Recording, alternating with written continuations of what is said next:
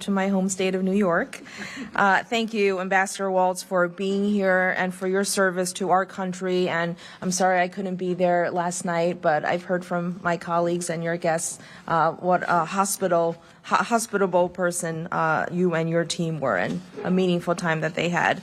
It's an honor to be here today at the U.S. mission to the UN. The UN has deep roots in my home district. Before the General Assembly met here in Manhattan, it met first in Queens at Flushing Meadows Corona Park. And for all the criticism the UN receives, fair and unfair, my constituents understand how important this organization is for global security and stability, women's rights, and humanitarian response. I know this administration is saying its approach to the UN is about reform, and I support reform. We all support reform. And there is important work to be done to modernize the UN, decrease inefficiencies, tackle anti-Semitism and anti-Israel bias, and make sure our taxpayer dollars are put to maximum impact.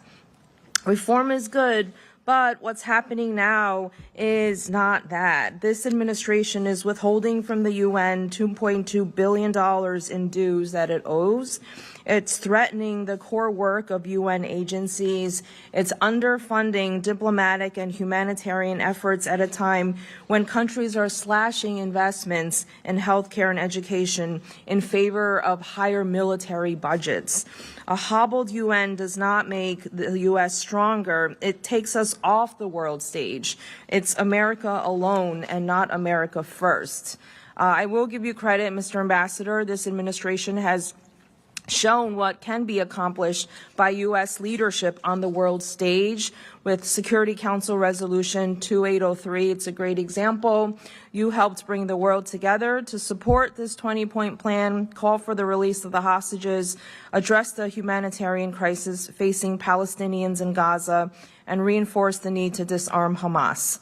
So we need a strong UN, and we need U.S. leadership, especially during a time of war. I continue to pray for our service members who are conducting their missions bravely and professionally, and I shed no tears for the brutal Iranian regime. But Congress did not authorize this war. 13 American service members have lost their lives. Hundreds more have been injured. And we still do not have, or Congress does not know, what the strategy is to achieve our goals and avoid a longer war. We need a strategy.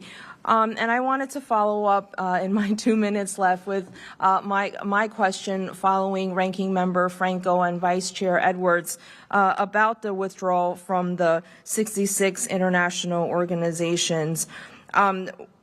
I just wanted to clarify, were you consulted, and how was the process going forward to withdraw? I know you've talked about the importance of cost savings, but we also have to balance that with the mission of the UN. And if there are redundancies, how are we going about accomplishing the mission?